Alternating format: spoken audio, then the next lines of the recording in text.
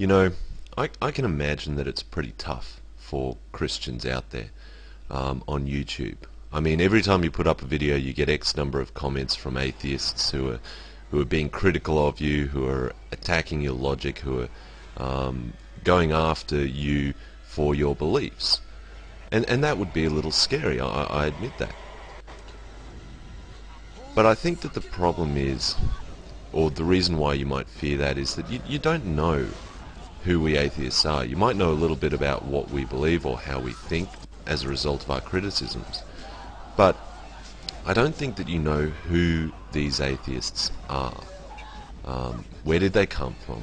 Why are they here? Why are they attacking your particular theology? And I think that that's a rather sad state of the world. So I'm setting out here to try and explain a little bit of it, so when you are pwned on YouTube, you'll understand it. So where do we start? Well, as Aristotle says, if you want to understand anything, you've got to look at its beginning and its development. So where did these atheists first begin from? Well, I suspect that since the first time that a man came out of the bush and said, "The Great Bear Spirit has told me to head north," there's been someone there who said, "Bullshit, I don't believe in your Great Bear Spirit and I don't think we should head north." With respect to Christianity, it's even in your own holy book. You can see the origins of atheists, or at least atheists who are responding to Christianity. And this is something that was influential upon St. Paul as he tried to evangelize the Western world. The Western world at the time had people like Aristotle, like Socrates. They'd had great thinkers, and they weren't dumb. And they called bullshit on Christianity because it had no philosophical backbone. Christianity still has no philosophical backbone, rather it has stolen it from Plato. Nonetheless, this influence on Paul's work led to some fairly predictable results. In response to these philosophers, these Western men, effectively calling bullshit on Paul whilst he had tried to preach, he started to preach a word of hatred against those philosophers. He started to preach that these men cannot be trusted, that they should not be listened to. He preached that they were unwise, and he preached that his God would destroy them. And this led to various practices, including book burning. The curious arts, which are referred to, as sometimes thought to be sorcery, but we know that libraries such as the library at Alexandria were destroyed. We know that various books by philosophers such as Aristotle's Categories were destroyed. The Categories by Aristotle was a work which said in order to say that something exists, you would have to answer certain categories of questions about them. And of course God could not be answered in any of those categories, and ergo the conclusion that God did not exist on the basis of this was heretical, so it was destroyed. It was burnt. Another work which the early Christians destroyed was Galen's Anatomica. This was the first book which described experimentation into dead bodies, to review the anatomy, the initial study of anatomy of human beings, the beginnings of medicine. And yet Christians, early Christians, thought that that was heretical to look into the dead body, something which we now rely on for medicine, and they burnt it as well. Numerous books, the early knowledge of Western civilization, destroyed because St. Paul did not like that the people who used those kind of books did not believe in his God. Now, for whatever reason, Christianity did eventually come to the fore in the Roman Empire, which at the time was the dominant force in the Western world. And over time they became more Christianized, and as such became far more aggressive. It became more difficult for people to call bullshit on what they said when everyone in power were Christian. And this led to the darkest hour for unbelievers, for non-believers. The darkest hour was when the Emperor Justinian made a law, the laws under the Justinian Code, which effectively said that if you did not believe in Christianity, then you were insane and a criminal. They closed down all of the schools of philosophy throughout the Roman Empire, and caused the burning of numerous books, which had already been largely destroyed. But they made books with knowledge in it illegal. And so for almost 1,000 years the Western world was quiet. It did not advance. The only advancements really were in battle, in the means of causing war.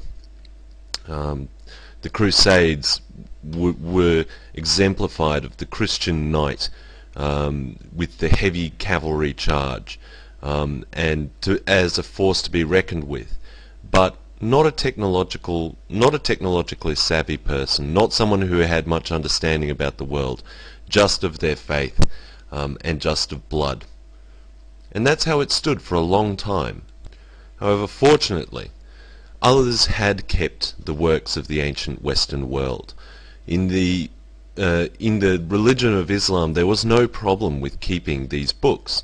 There was no problem with seeking knowledge. And so they kept many of the old books which had been done by Aristotle, which had been authored by Socrates. And they kept them in places like Cordoba. Cordoba was in Spain and conquered by the Moors and had a great library. The Christians eventually conquered Cordoba, and with it found yet again these ancient books, these ancient works, which slowly spread through the rest of the empire.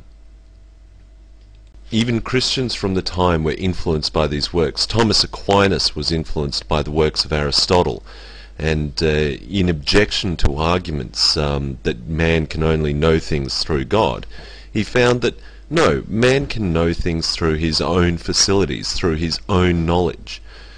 This spread throughout Europe and ended up in what we call the Renaissance. Every facet of intellectual activity was affected by this, whether it be art, literature, science, inventions. Everything was influenced by this new thinking, this new ability to actually explore the world, and to use man's knowledge rather than just repeating the dogma of the church. In doing so, it caused fundamental social change to a society which for almost 1,000 years had remained stagnant.